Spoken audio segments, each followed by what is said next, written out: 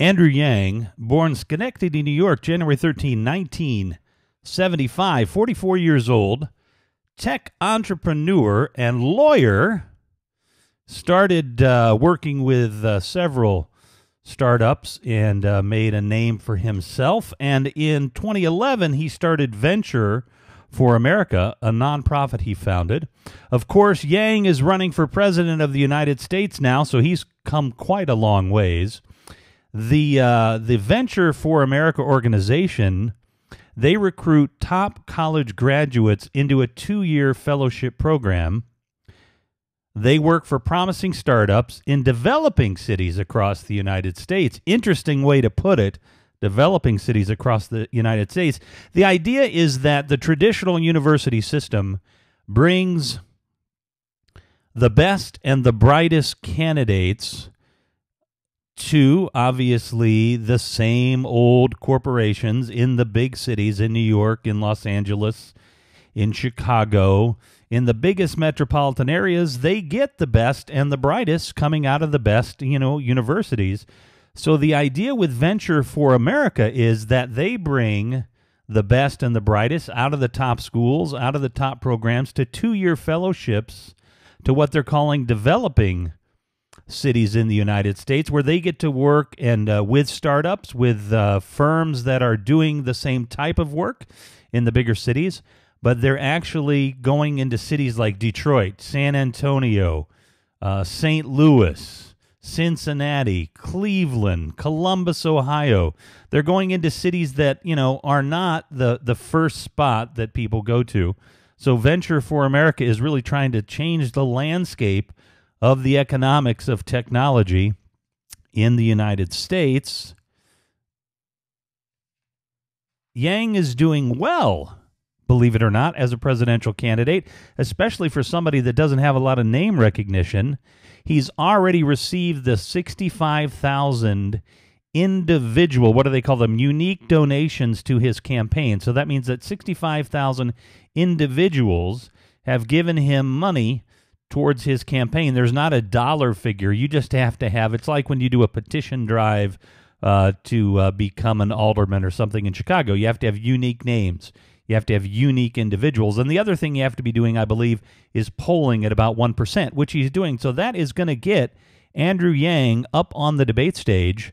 And that is I think that's a big thing. And I'm really excited about Andrew Yang. I'm very excited about the things he's doing. He has got probably the best website for laying out his policies that you are ever going to see. And I urge you to check out his website and follow him on Twitter at Andrew Yang.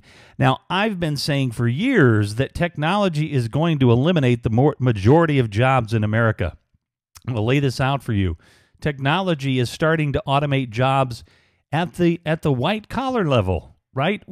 You've got technology now that, you remember your boss, Bob, when you were working for Allstate in the call center, right? Well, everybody lost their job because the call centers were being sent overseas, but you still had Bob, the middle manager. At least, he's working the swing shift or the overnight shift and managing the people that he's working with in India. Well, you know what? Now Bob can be replaced with a robot. So when you email your boss and you tell them how your day went, or you have an issue or have a complaint, or they want to track your metrics, they are a computer. They're not even a real person.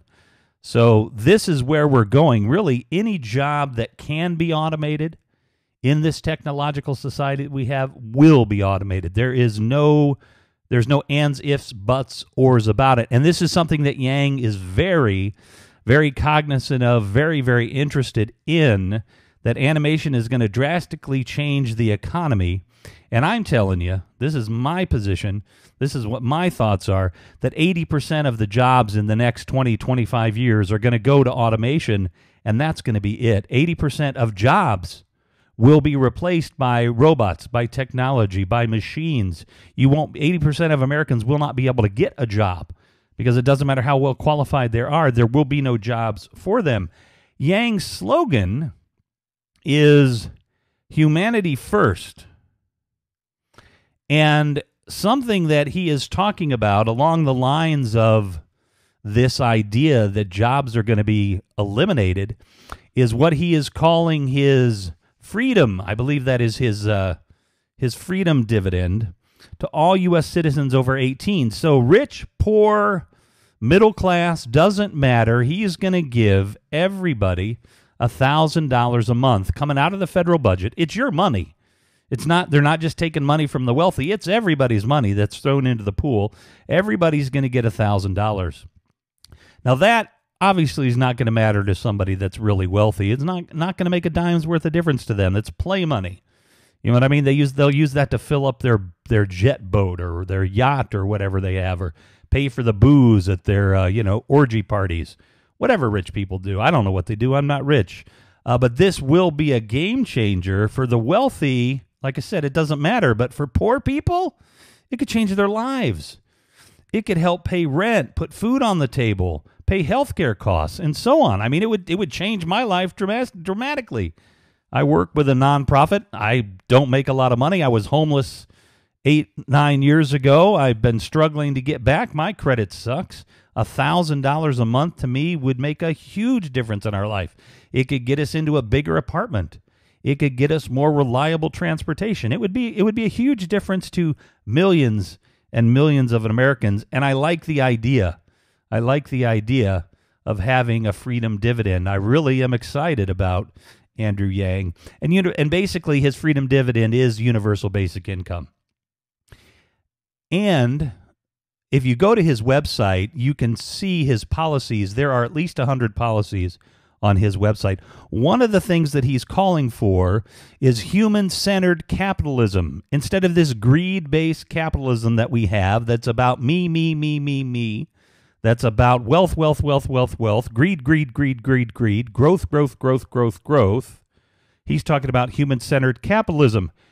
And he's got 3 points in his human-centered capitalism plan.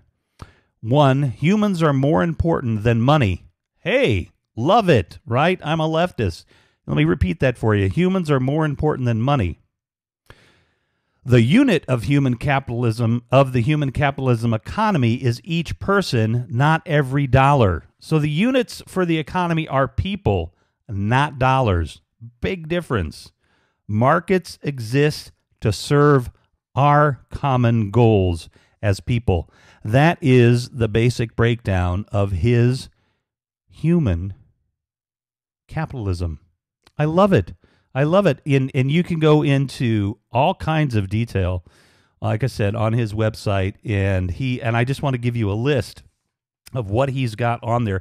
And this is just a small list. He is also for Medicare for all, term limits for Supreme Court justices, extend daylight savings time to all year, ranked choice voting, reduce mass incarceration, paid family leave, reduce student loan debt, free financial counseling for all. Can you imagine everybody in America having access to financial counseling? They don't want you to have that, America. These wealthy people that try to get you into the stock market, to try to get you to risk, to try to get you to gamble your life savings away, they don't want you to have free financial counseling. They don't want somebody telling you that that's not a smart investment. They want you to invest in that crap. That's how this works. Wall Street is a scam, right? And Andrew Yang is trying to make people smarter. Make it easier to move for work.